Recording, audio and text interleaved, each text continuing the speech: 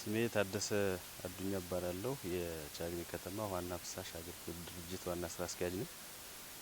እንግዲህ እንደሚታወቀው የቻግኒ ከተማ የንጹህ መጠጥ ውሃ አቅርቦት ችግር በመንግስትና በህብረተሰቡ በርካታ ተሳትፎ ችግሩን ለመቅረፍ ከፍተኛ ጥረት ሲደረግ የቆየ ቢሆንም ችግሩ ከጊዜ ወደ ጊዜ የተባባሰ በተለይም ከውሃ እጥረቱ ከከርሰ ምድር ውሃ እጥረት ጋር ባሻገር የመብራት ኃይል መቆራረጥና ከምን ጊዜም በላይ ደግሞ የኃይል ማነሱ ችግር በጣም የውሃ አቅርቦትን ፈታኝ አድርጎታል።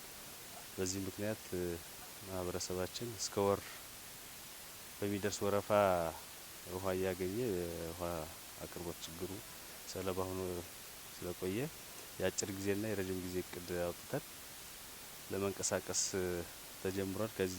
ከዚህ የአጭር ጊዜ እቅድ አኳያ የኃይል አቅርቦቱን ችግር በተወሰነ በከፊል ለመቅረፍ በ2018 በጀት ዓመት ከከተማ አስተዳደር በተገኘ የ10 ሚሊዮን ብር የበጀት ድጋፍ ይሄን እንደምታየው የሶላር ሲስተም ከፀሐይ ብርሃንን የኃይል አማራጭ ለመጠቀም 55 ኪሎዋት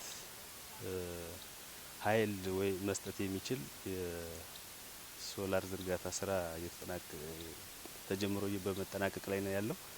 ስለሆነም ይሄ ነገር ቀጣይ ተጠናቆ አገልግሎት ሲጀምር